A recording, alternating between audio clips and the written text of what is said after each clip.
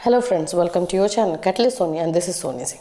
Friends, आज मैं आप लोगों को इम्पॉर्टेंट क्वेश्चन जो है खुद से बहुत सारे यूनिवर्सिटीज़ के थ्रू जो इम्पॉर्टेंट हैं वो मैं आपके लिए लेकर आई हूँ। और आज ये चाइल्डहुड का ही है। मुझे पता है आप लोग जो है और भी जो पेपर है आप लोगों का, जैसे लैंग्वेज अक्रॉस करिकुलम, जेंडर, ये सभी चीज़ जो है आप लोग मांग रहे हैं, मैं वो सभी आप लोगों को दूंगी, डोंट वरी। और उसको जैसे लैंग्वेज अक्रॉस करिकुलम हुआ, जेंडर, स्कूल एंड सोसाइटी हुआ, उसको थोड़ा सा हम लोग डील भी करेंगे। आज का जो क्वेश्चन है वो चाइल्डहुड एंड ग्रोइंग अप का है, क्योंकि 80 मार्क्स का है, तो इस पे फोकस कीजिए, इसमें अच्छे मार्क्स लेकर आइए। आज फाइनल हम लोग चाइल्डहुड एंड ग्रोइंग अप का मैं आपके को बता रही हूँ। देखिए, पहला क्वेश्चन, जो टॉपिक आपको करना है, ये क्वेश्चन समझिए या फिर आप टॉपिक समझिए। जो टॉपिक आपको बिल्कुल भी जो है छोड़ना नहीं है, वो टॉपिक मैं आपको अभी बता रही हूँ।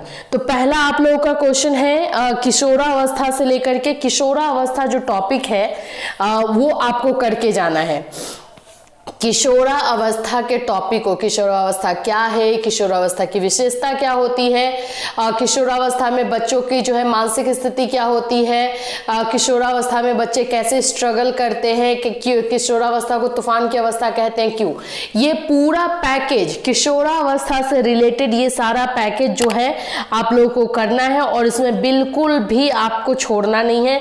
ये पूरा किशोरावस्था करके जाइएगा तो फिर कहीं भी आपका जाएगा। देखिए, मैं यहाँ पे आपको किशोरावस्था से रिलेटेड जैसे क्वेश्चन आता है वैसा दे दी हूँ। दो है, किशोरावस्था की विशेषता बताएं और शिक्षण पद्धति में कौन सी रणनीति अपनाई जानी चाहिए, ठीक है।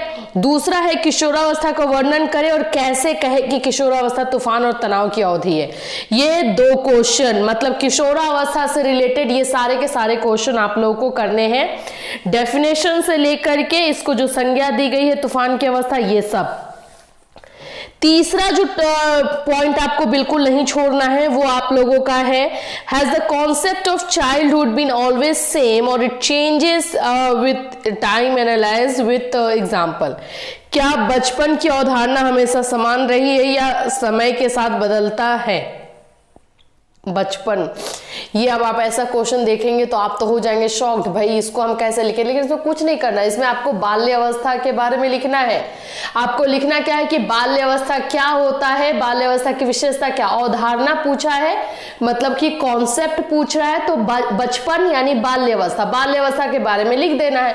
लेकिन इस तरह से क्वेश्चन जो दे देता है ना, तो बच्चे हो जाते हैं कंफ्यूज कि विश्लेषण ये क्या पूछ दिया है, कुछ नहीं पूछा है। ये पूछा है बाल्यावस्था के बारे में, बाल्यावस्था के बारे में आपको लिखना है। तो चाइल्डहुड और मतलब बाल्यावस्था और किशोरावस्था पूरा अच्छे से करके जाइएगा। और चौथा जो पॉइंट आप लोगों को हमेशा से करना है, समाजीकरण बोलिए, सोशलाइजेशन बोलिए, ये करना है, ठीक है। अभी देखिए यहाँ पे ये क्वेश्चन क्या है, बच्चे और सामाजिक वास्तविकताओं में समाजीकरण की प्रक्रिया का वर्णन करें। सोशलाइजेशन प्रोसेस को लिखा है। बस ये जो वर्ड्स के साथ खेला है ना कि बच्चे का ये है वो है करके, और फिर उसके बाद पूछा वही है, समाजीकरण की प्रक्रिया यानी सोशलाइजेशन प्रोसेस।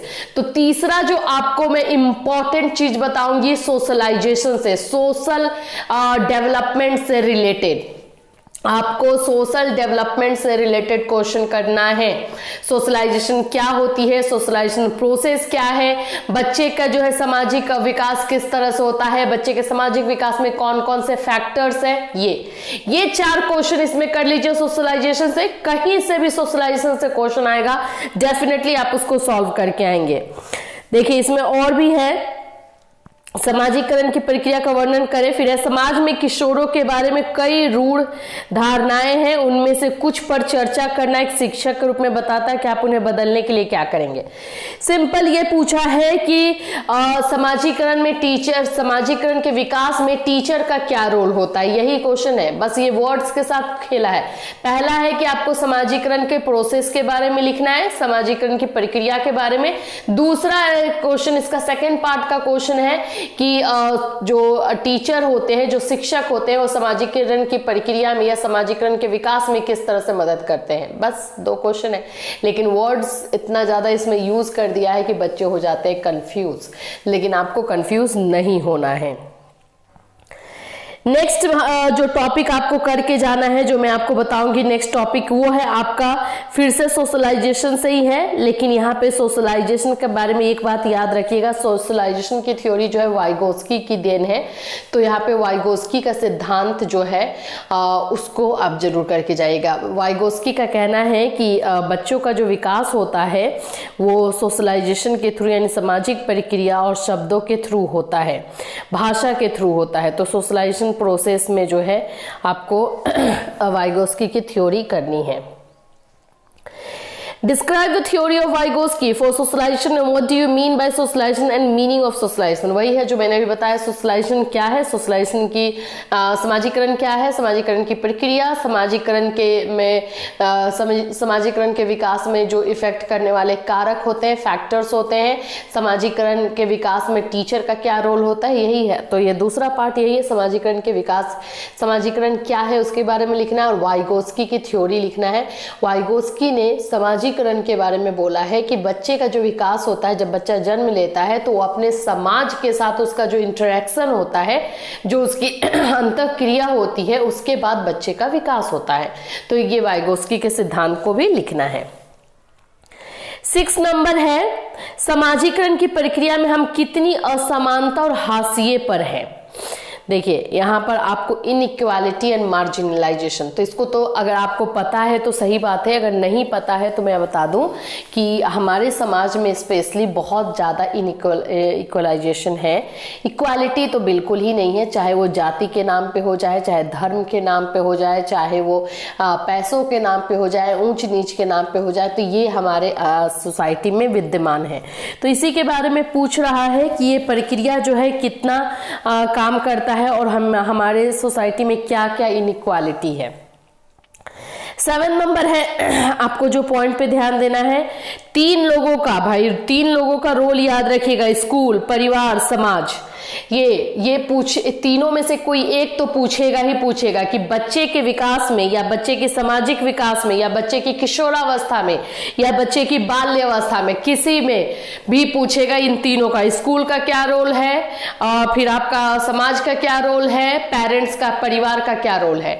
परिवार पूछे या पेरेंट्स पूछे, आपको आंसर सेम ही लिखना है। स्कूल पूछेगा तो आपको लिखना है, और समाज पूछे या कम्युनिटी पूछे, आजकल बच्चों को कंफ्यूज करने के लिए समाज की जगह समुदाय लिखता है, तो समुदाय में बच्चे हो जाते हैं कंफ्यूज, याद करके जाएंगे समाज का और सोचेंगे कि समाज पूछेगा, लेकिन वहां पे वर्ड समुदाय लिख देगा। लेकिन आपको कंफ्यूज नहीं होना है, मैं इसीलिए आपको सब बता रही हूं। क्वेश्चन बीएड में जो होता है ना, ट्विस्टेड रहता है, बस वो वर्ड्स के साथ खेला हुआ रहता है, अदरवाइज कोई ज्यादा डिफिकल्ट नहीं रहता है।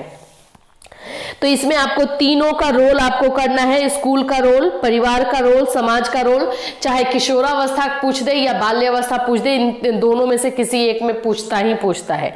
फिर उसके बाद से आप देखेंगे तो आपका 8 नंबर है, जो टॉपिक आपको करना है, करके जाना है, यह है चाइल्डहुड, यानी कि बाल्यावस्था। अब देखिए बाल्यावस्था से आपको क्या करना है, मैं आपको बता दूं।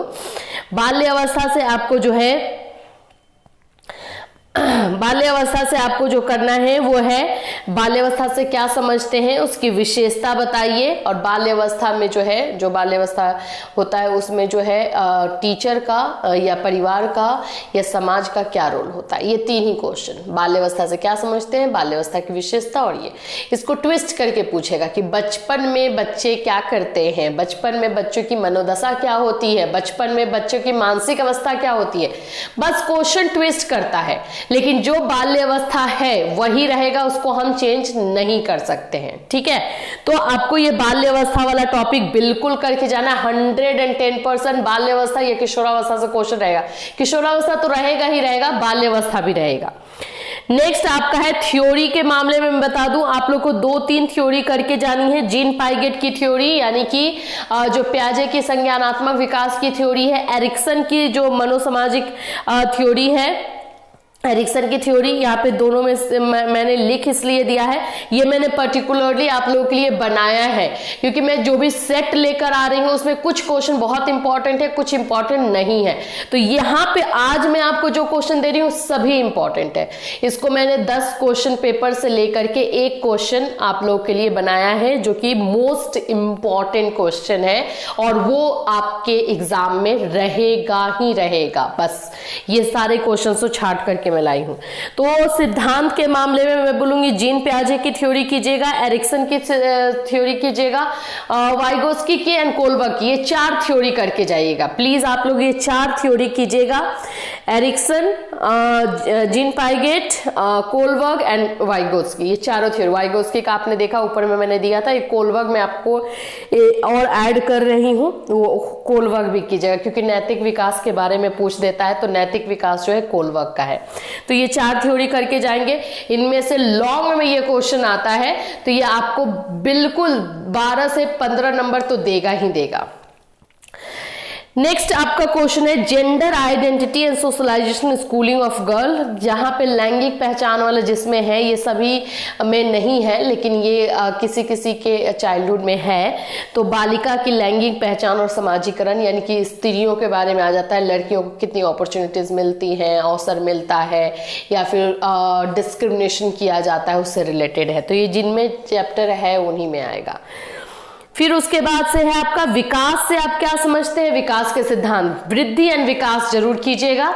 विकास या वृद्धि से क्या समझते हैं और उसके सिद्धांत बिल्कुल कीजिएगा। मैं आपको बता दूं, मैं जो भी क्वेश्चन इसमें दी हूं वो वीवीआई क्वेश्चन है, उसको इसमें से कोई भी क्वेश्चन इग्नोर करने वाला नहीं है। मैं बार बार बोल रही हूं, ये अलग अलग क्वेश्चन पेपर से जो मोस्ट इंपॉर्टेंट क्वेश्चन है उसको मैंने इसमें डाला हुआ है। कल तक हम लोगों ने जो है क्वेश्चन जो है ईयरली क्वेश्चन कर रहे थे 2018 का, 2017 का, 2016 का, लेकिन सभी में से जो कॉमन क्वेश्चन जो कि रिपीटेड रहता है और रहता ही रहता है 100%, वो सारे क्वेश्चन मैं यहाँ पे छाट कर लाई हूँ आपके लिए। अब इसमें से आप लोगों को जो आएगा नोट्स लिखने को आएगा, तो आपको नोट्स लिखना है। नोट्स लिखने में मैं अगर आपको बता दूं तो आप लोगों का 4-4 नंबर का नोट्स लिखने को आता है और 4 ही आता है, ज्यादा तो रहता नहीं है। तो इसमें आपको 12 नंबर में देखिए इसमें दिया हुआ है आप लोगों का पहला है परिवार सामाजिक विकास का माध्यम। परिवार जो है फैमिली का दिया हुआ है, family as a means of social development. ये दूसरा है मेथड ऑफ ट्रेनिंग इमोशंस, संवेगों को प्रशिक्षित करने की विधियां। फिर है story telling as a pedagogic tool या फिर भाषा विकास में कारक। ये 4 है। ये मैं चारों को नहीं बोलूंगी कि इतना इंपॉर्टेंट है क्योंकि चारों में जो है वृद्धि विकास भी दे देता है, तो वहां पे मैंने ऊपर में जो है वृद्धि विकास दिया हुआ था इसलिए मैंने इसमें नहीं लिखा। इसमें कुछ डिफरेंट टॉपिक में लेकर आई हूं जो मुझे कुछ क्वेश्चन पेपर में मिले हैं। अदरवाइज इसमें भी मैं बोलूंगी कि जो ऊपर में जो टॉपिक है उसी में से कुछ कुछ टॉपिक आ जाएगा।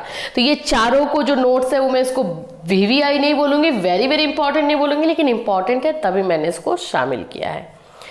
तो ये सारे क्वेश्चंस फ्रेंड्स आपको करने हैं और करके जाने हैं। अभी थोड़ा सा और देख लेते हैं जो मैंने आप लोग के लिए बनाया है, उसको दिखाती हूं मैं आपको। एक सेकेंड। हाँ, अब देखिए यहाँ पे आप लोगों का influence of social culture factors on the development, विकास पर सामाजिक सांस्कृतिक कारकों के प्रभाव, और दूसरा है चाइल्ड राइट, बाल्य अधिकार। जो ये है तो इसमें से आपको कुछ भी, यानी कि यहाँ पे 4 है, यहाँ पे 2 है, 6 है, जिसमें से 4 लिखना पड़ता है। तो ये आपके नोट्स लिखने के आएंगे जो कि 4 नंबर का रहता है। और यहाँ पर जो 1 से लेकर के मैंने आपको 11 तक बताया है, ये दी मोस्ट इम्पॉर्टेंट है। प्लीज़ प्लीज़ प्लीज़ इसको मत छोड़िएगा।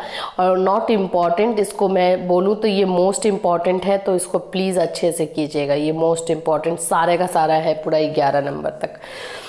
तो आई होप कि आप लोग इसको करके जाएंगे फ्रेंड्स, एंड आप लोग का एग्ज़ाम जो भी होगा वो अच्छा होगा। मैं भी प्रे करूंगी, और आपको अगर मुझसे कुछ हेल्प चाहिए तो आप बिल्कुल बेझिझक जो है मुझसे बोल सकते हैं। फिर मिलूंगी। Till then have a nice day.